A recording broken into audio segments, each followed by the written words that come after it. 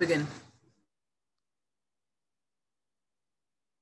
Okay, Assalamualaikum. My name is Hibatul Warda and my topic is cognitivism.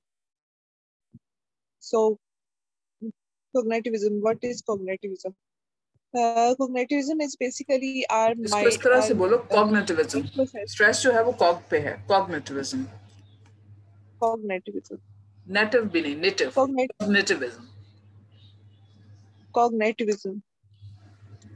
Nitivism and Cognitivism. Cognitivism. Cognitivism. चलिए शुरू करें. Cognitivism is basically how our mind perceive things, what are our brain processings, how our mental, how we perceive things, how we see things, and how we basically perceive information. So, apart from mentalism and behaviorism, another important theory is for language acquisition is cognitivism. Cognitivism is proposed by Jean Piaget. Piaget was the first psychologist to make a systematic study of cognitive development. So, cognitive theory attempts to explain human learning by understanding the internal mental processes. Basically, human learning occurs through the different processes of different mental processes. Different mental processes involved in human learning. Next slide, please. There are some basic essentials of cognitivism. They involve schema, uh, assimilation, and accommodation. So first we Schema will है, see what is schema. schema. Schema, assimilation and accommodation. Yes. So first we will see what is schema. Next slide. Schema. Piaget called the schema as the basic building block of intelligent behavior. It is the building block of knowledge. It is a building block, or we can say it is a knowledge. We can arrange it in different ways to get the information. A schema can be defined as a set of linked mental representations of the world. Basically, schema is how we perceive the image of the world. So it is according to the situations. Um, we have assumptions of about the world. The assumption is that we store these mental representation and apply them when we need it. There are different type of schemas in our mind. So when we use it according to our situations. So here the example for schema is that a person have a schema of buying a meal in the restaurant. If a person goes to a restaurant, he has a schema. He has a visual schema in his mind. The schema store is a store for the pattern of behavior, which includes looking at the menu, ordering foods, eating it, and paying the bill. A person already knows when he goes to restaurant what he or she have to do it because he or she has a schema for it. So he will behave according to the schema. Whenever a person is in the restaurant, she retrieves this schema from the memory and apply it to the situation. Same is the case with whenever we go to another place, like we go to the shop, we have a schema for it also. We will go to the shopkeeper. We will tell him about the things we want, and then we will pay the bill and leave the shop. All these are arranged activities, organized activities, mental activities. Next slide, please. Assimilation. Through assimilation, we take in new information or experience and incorporate them into our existing ideas. Here we will, there is addition of new information. We are gaining new information, and uh, we are not changing the older ones. We are just adding up the new information. Through this process, we add new information to our existing knowledge base. Next slide, please. Here the example is that your neighbor have a daughter, and you have always know her to be sweet, polite, and kind. One day, when you glance through your window, a girl is throwing a snowball at your car.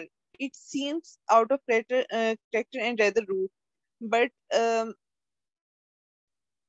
how did you interpret this information of the girl of throwing a snowball at your car? If you use the process of assimilation, you might dismiss the girl's behavior. You are not revising your opinions of the girl. You are simply adding new information. You will say that he is sweet, polite, and kind. Your opinion remains the same, but you knows that the girl has a opposite behavior also. Next information, please. Accommodation.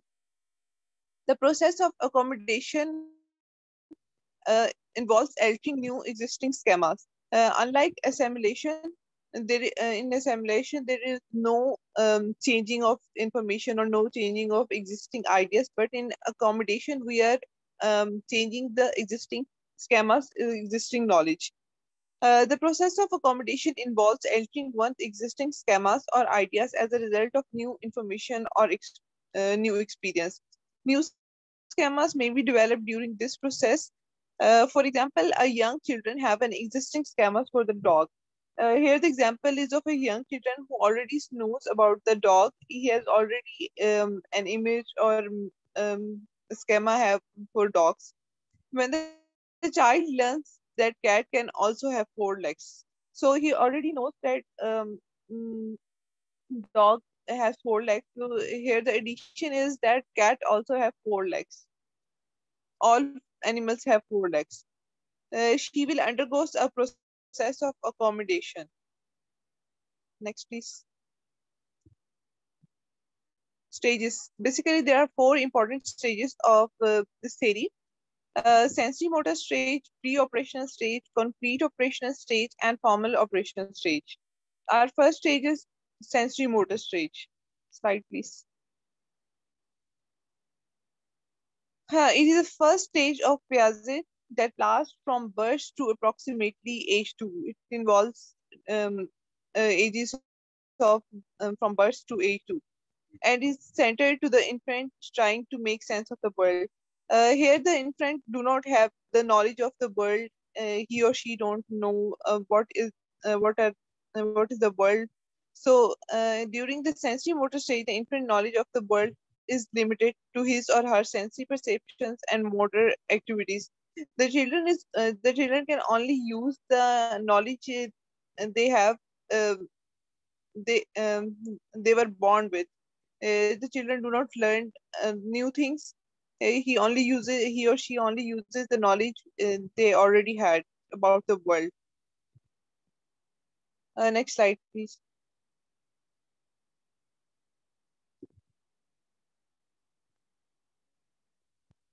Concrete operational stage.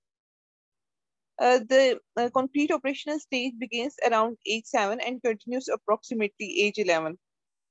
Uh, Now children had a better understanding of the mental operations.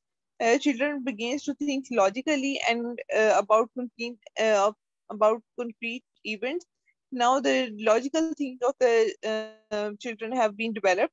One of the most important development is an understanding of reversibility. It is a reversibility is an important factor in concrete operational stage. Basically, it is an awareness that action can be reversed. We can reverse any activity or the reverse pattern of the activity. So next slide, please. Um, Here, example is of a child. A child may be able to recognize that his or her dog is a Labrador, and a Labrador is a dog, and that a dog is an animal. So he can see the different aspects of a same thing. Uh, as you see here, he has a dog. He or she has a dog, and the dog type is Labrador. Labrador. Now he or she is know that the Labrador is a dog, and that dog is also an animal.